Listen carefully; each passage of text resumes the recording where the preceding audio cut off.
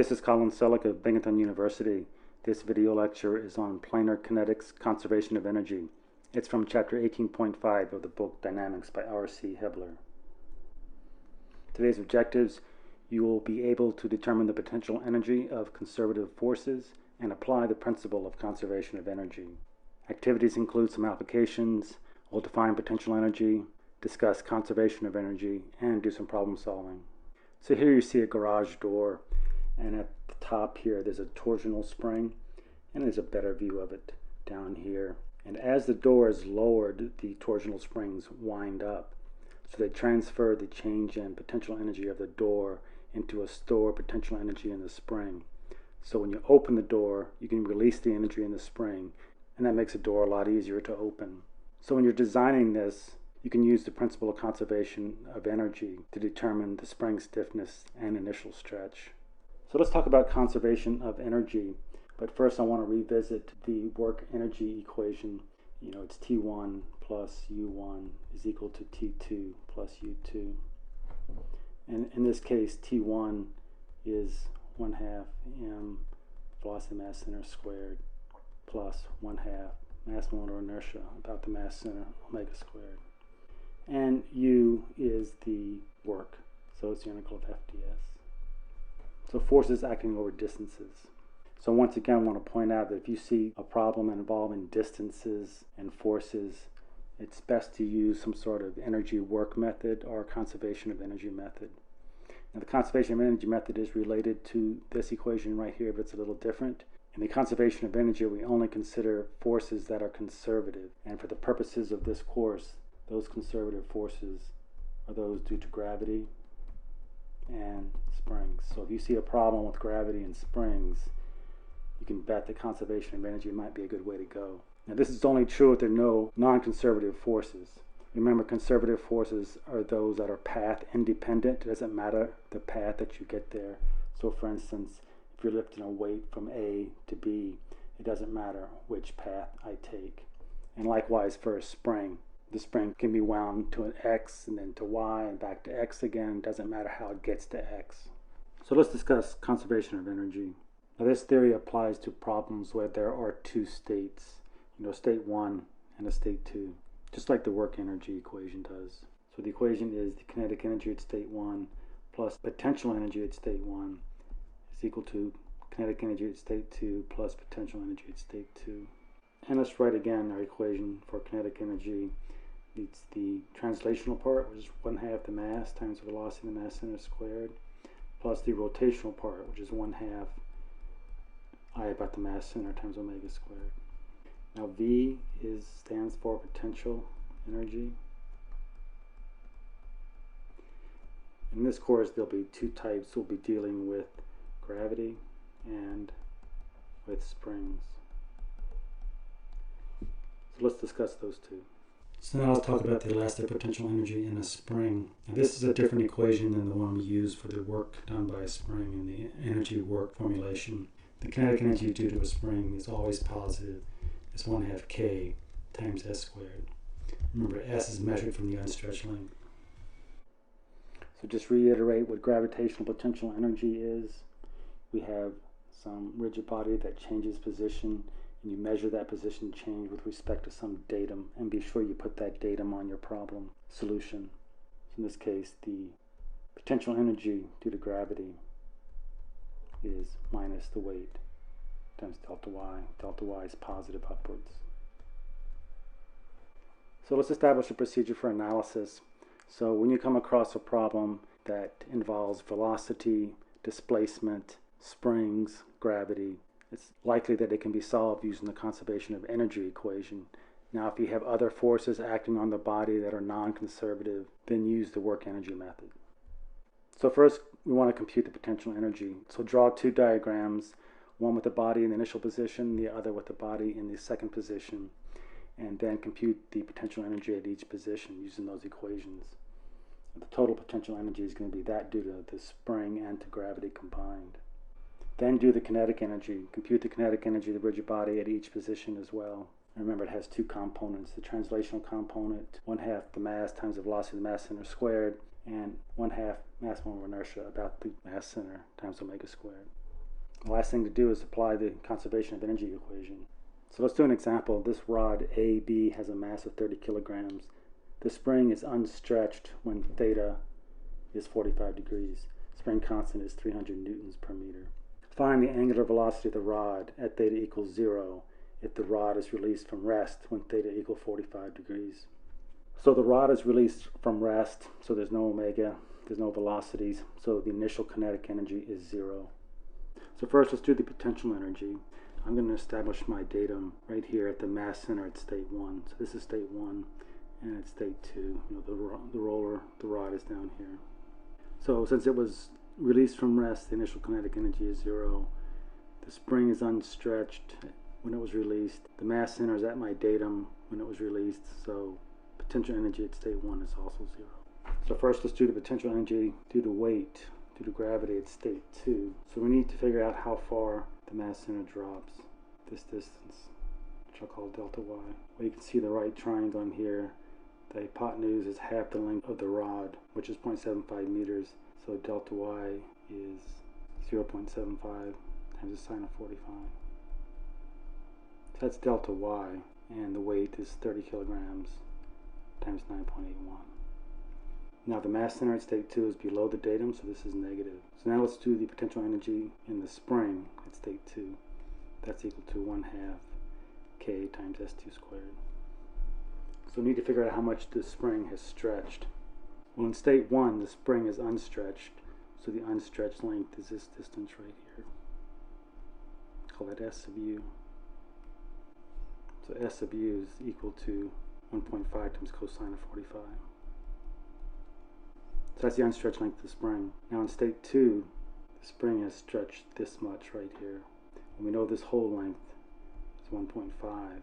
So the amount the spring is stretched is 1.5 minus 1.5 cosine 45.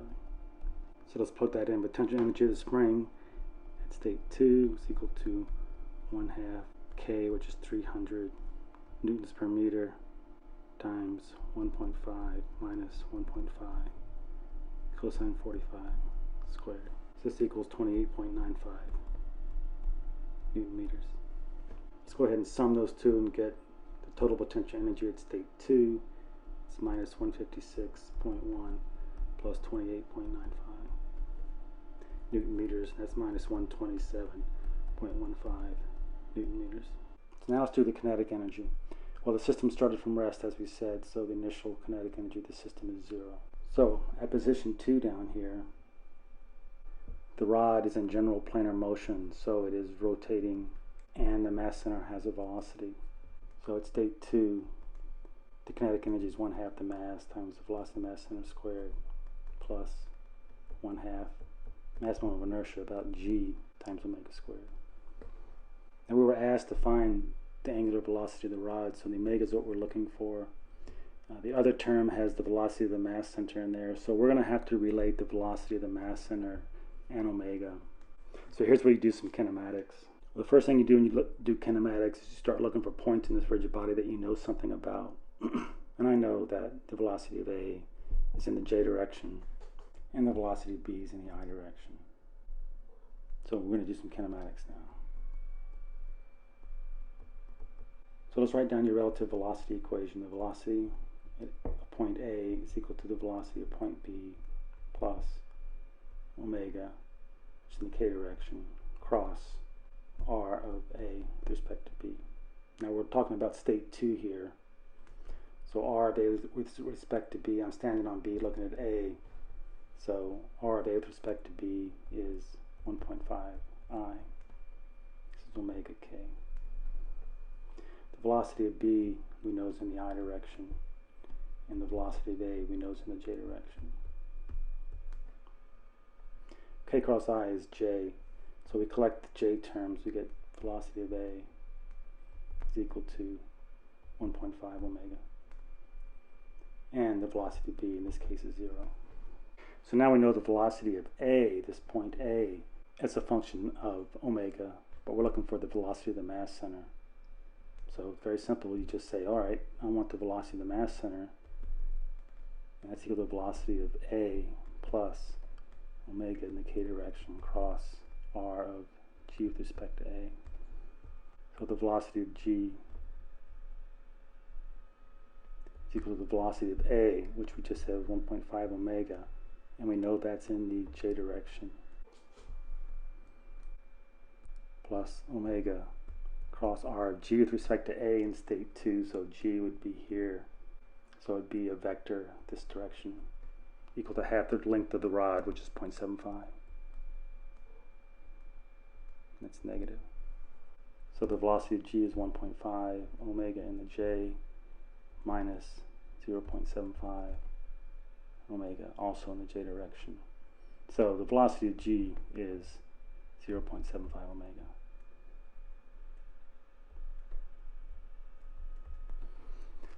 So now we have our relationship between v sub g and omega. So we can substitute this in to the kinetic energy equation. So let's write down what we know so far. The potential energy at state 2 is minus 127.15 Newton meters. And the velocity of the mass center of the rod is 0.75 omega. Now that's at state 2. So let's write out our equation for kinetic energy at state 2 is equal to 1/2 the mass times the velocity of the mass center squared plus 1/2 mass moment of inertia about g times omega squared. So let's fill in the numbers. T2 is 1/2 the mass, which is 30 kilograms, times the velocity of the mass center squared, which we know is 0.75 omega squared, plus 1/2 times mass moment of inertia of the rod about its center is 1/12 times the mass times the length squared times omega squared. So T2 is equal to 11.25 omega 2 squared. So our equation for conservation of energy, T1 plus V1 is equal to T2 plus V2. So T1 and V1 are both 0. T2 is 11.25 omega 2 squared, and V2 is minus 127.15. You can solve this for omega. It's 3.36 radians per second. Here's another example. We have a 30 kilogram rod. It's released from rest when theta is equal to 0. The spring is unstretched when theta is equal to 0. Find the angular velocity of the rod when theta is equal to 30 degrees.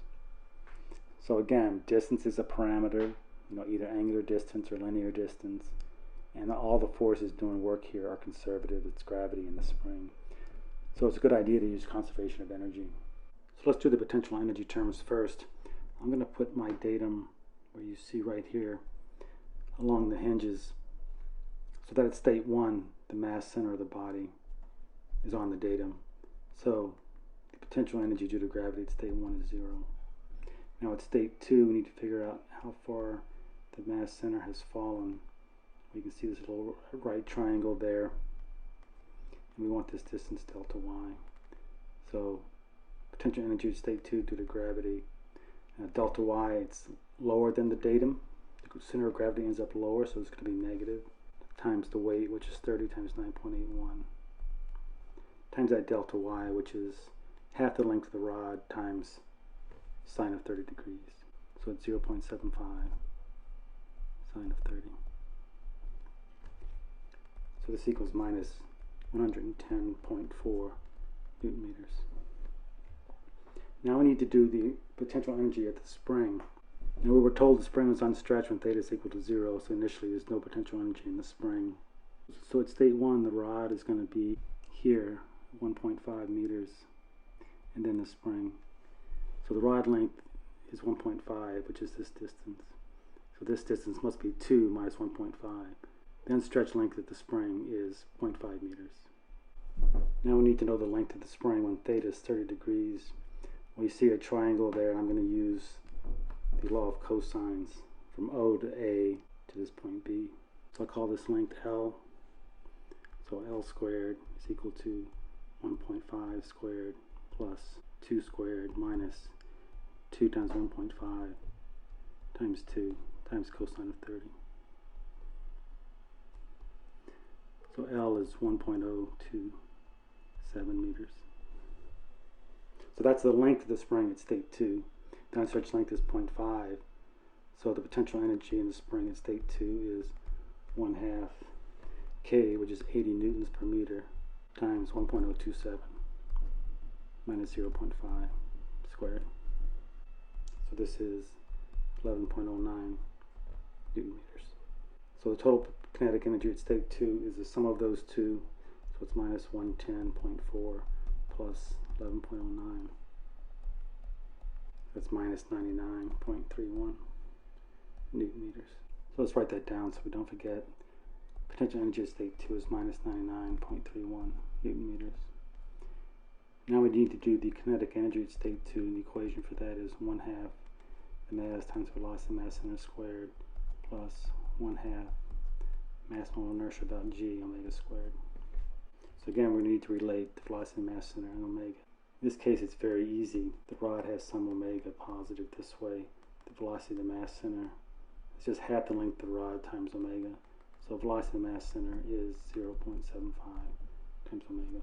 So let's plug in those numbers. So T2 is equal to 1/2 the mass of the rod, which is 30 kilograms, times the velocity of the mass center squared, which we know is 0.75 omega squared, plus 1/2.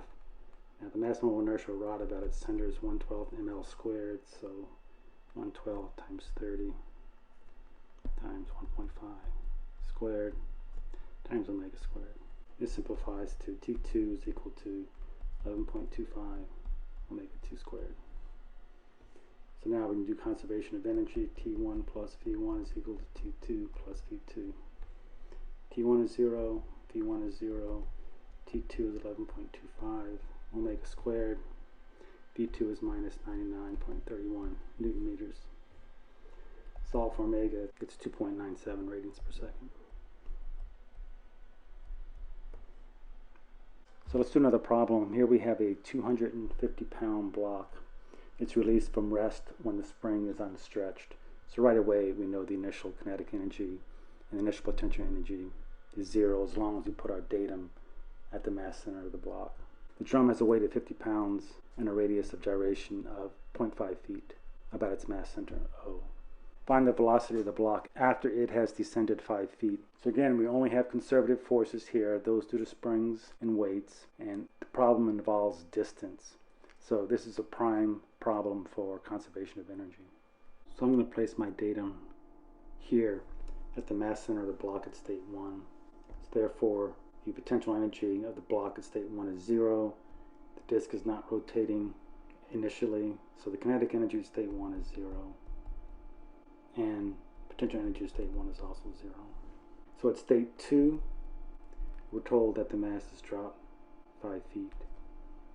So at state 2, the energy due to gravity at state 2 is equal to minus the weight, which is 250 pounds. That's the weight of the block, times 5 feet. So potential energy due to gravity at state 2 is minus 1250 foot-pounds. So now we need to do the potential energy of the spring at state 2. Now initially the spring is unstretched at datum point 1.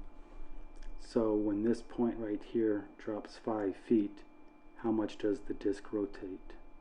Well, the distance that it drops is just the radius of the wheel times theta. So we know it drops 5 feet. The outer radius of the wheel is 0.75 feet times theta. So theta is 6.66 radians. So how far does the spring stretch when the wheel turns 6.66 radians? Well, again, d is equal to r theta. In this case, r is the inner radius of the wheel. So the distance that the spring moves is equal to the inner radius of the wheel, 0.375 feet times 6.66 radians. That equals 2.5 feet. So that's how much the spring has stretched at state 2. So the potential energy in the spring is equation 1/2 ks squared, so k is 75 pounds per feet, and S2 is 2.5 squared. So this equals 234.4 pounds. So the total potential energy at state 2 is the sum of those two, or minus 1250 plus 234.4 foot-pounds. That equals minus 1015.6 foot-pounds. So let's write that down. Potential energy at state 2 is minus 1015.6 foot-pounds. So now we need to do the kinetic energy at state 2, and the equation for that is 1/2 mass times the velocity of the mass center of the block squared. The center of the drum is not moving, so it has no translational kinetic energy, plus, now the only thing that's rotating here is the drum, so it's 1/2 I about O, which is also the mass center of the drum, times omega of the drum squared. So again, we're going to need to relate the velocity of the block and omega of the wheel. That's pretty straightforward. The velocity is going to be equal to the radius times omega. So the velocity of the center of mass of the block is equal to the outer radius of the wheel, 0.75 feet, times omega of the drum. So now we can substitute in our numbers. T2 is 1/2. This is the translational energy. The only thing it's translating is the block, and its mass is 250 over 32.2 times the velocity of the block squared. That's what we're looking for. Plus, now we're doing the rotational energy. The only thing rotating is the drum, so I need the moment of inertia of the drum about its center. We were told that K about O was 0.5 feet. So I about O is M K about O squared. So the mass of the drum is 50 pounds divided by 32.2 times K squared, which is 0.5 squared, times omega squared, but omega is equal to velocity of the mass center over 0.75. So this is velocity of the mass center over 0.75 squared. And this simplifies to T2 is equal to 4.227 velocity of the mass center squared. So now we do our conservation of energy. T1 plus V1 is equal to T2 plus V2. T1 and V1 are both 0. T2 is 4.227 velocity of the block squared minus 1015.6. So the velocity of the block comes out to be 15.5 feet per second. This concludes Chapter 18.5 on planar kinetics, conservation of energy. Next up is Chapter 19, planar kinetics, impulse and momentum.